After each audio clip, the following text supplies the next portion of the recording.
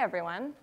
Gosh, I wish I could dance, but I can't, and you really don't want me to. So instead, I thought I would talk a little today about how people think. I'm fascinated by this question. I'm a social psychologist, which basically means I'm a professional people watcher. So this is what I do. I try to figure out how humans think and how we might be able to think better. And here's something I noticed a few years ago about how I seem to think. Here's a typical week in my life, which usually seems to revolve entirely around publishing papers. So here I am in the maximum of my artistic abilities as a stick figure, going along at baseline, and a paper gets accepted. I get this rush, this blip of happiness, and then I'm back to baseline by about lunchtime.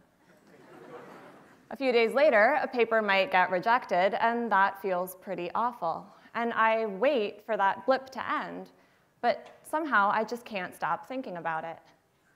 And here's the craziest part. Even if another paper gets accepted the next day, well, that's nice, but somehow I can't get that pesky rejection out of my head. So what is going on here? Why does a failure seem to stick in our minds so much longer than a success? Well, together with my colleague, Amber Boydston, in the political science department, I started thinking about this question of, do our minds get stuck in the negatives? We all know intuitively that there are different ways of thinking about things. The same glass, the saying goes, can be seen as half full or half empty. And there's a lot of research in the social sciences showing that depending on how you describe the glass to people, as half full or half empty, it changes how they feel about it. So if you describe the glass as half full, this is called a gain frame because you're focusing on what's gained, then people like it. But if you describe the same glass as half empty, a loss frame, then people don't like it. But we wondered, what happens when you try to switch from thinking about it one way to thinking about it another way? Can people shift back and forth, or do they get stuck in one way of thinking about it? Does one of these labels, in other words, tend to stick more in the mind? Well, to investigate this question, we conducted a simple experiment. We told participants in our experiment about a new surgical procedure, and we randomly assigned them to one of two conditions. For participants in the first condition, the first group, we described the surgical procedure in terms of gains. We said it had a 70% success rate.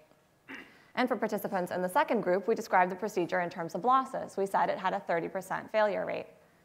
So it's the exact same procedure. We're just focusing people's attention on the part of the glass that's full or the part of the glass that's empty. Perhaps unsurprisingly, people like the procedure when it's described as having a 70% success rate, and they don't like it when it's described as having a 30% failure rate. But then we added a twist. We told participants in the first group, you know, you could think of this as a 30% failure rate. And now they don't like it anymore. They've changed their minds.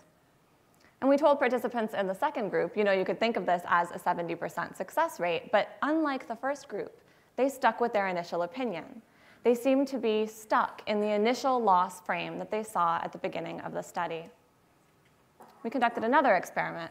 This time, we told participants about the current governor of an important state who is running for re-election against his opponent. We again had two groups of participants, and we described the current governor's track record to them in one of two ways. We said that when the current governor took office, statewide budget cuts were expected to affect about 10,000 jobs. And then half the participants read that under the current governor's leadership, 40% of these jobs had been saved. And they like the current governor. They think he's doing a great job. The rest of the participants read that under the current governor's leadership, 60% of these jobs had been lost. And they don't like the current governor. They think he's doing a terrible job. But then, once more, we added a twist. For participants in the first group, we reframed the information in terms of losses. And now they didn't like the current governor anymore. And for participants in the second group, we reframed the information in terms of gains. But just like in the first study, this didn't seem to matter. People in this group still didn't like the current governor. So notice what this means. Once the loss frame gets in there, it sticks. People can't go back to thinking about jobs saved once they've thought about jobs lost. So in both of these scenarios, actually, the current governor gets ousted in favor of his opponent. Well, at this point, we were getting curious. Why does this happen?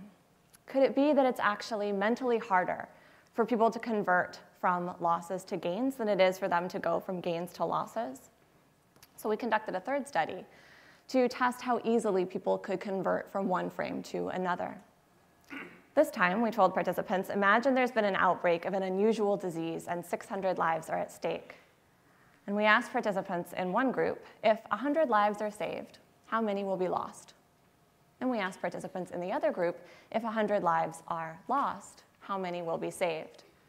So everyone just has to calculate 600 minus 100 and come up with the answer of 500. But whereas people in one group have to convert from gains to losses in order to do that, people in the second group have to convert from losses to gains. We timed how long it took them to solve this simple math problem. And what we found was that when people had to convert from gains to losses, they could solve the problem quite quickly. It took them about 7 seconds on average. But when they had to convert from losses to gains, well, now it took them far longer, almost 11 seconds. So this suggests that once we think about something as a loss, that way of thinking about it tends to stick in our heads and to resist our attempts to change it. What I take away from this research and from related research is that our view of the world has a fundamental tendency to tilt toward the negative. It's pretty easy to go from good to bad, but far harder to shift from bad to good. We literally have to work harder to see the upside of things. And this matters, so think about the economy. Here's economic well-being from 2007 to 2010. And you can see it tanked, just like we all remember, and then by late 2010, it had recovered by most objective measures. But here's consumer confidence over the same time period. You can see it tanks right along with the economy, but then it seems to get stuck. Instead of rebounding with the economy itself, consumers seem to be psychologically stuck back there in the recession. So oddly then, it may take more effort to change our minds about how the economy is doing than to change the economy itself. On a more personal level, what this research means to me is that you have to work to see the upside. Literally, this takes work. This takes effort. And you can practice this. You can train your mind to do this better. There is research out of UC Davis showing that just writing for a few minutes each day about things that you're grateful for can dramatically boost your happiness and well-being and even your health. We can also rehearse good news and share it with others. We tend to think, right, that misery loves company, that venting will help get rid of our negative emotions, that we'll feel better if we just talk about how terrible our day was. And so we talk, and we talk, and we talk about the boss who's driving us crazy, and the friend who never called us back, and the meeting at work where every little thing that could go wrong did. But we forget to talk about the good stuff. And yet that's exactly where our minds need the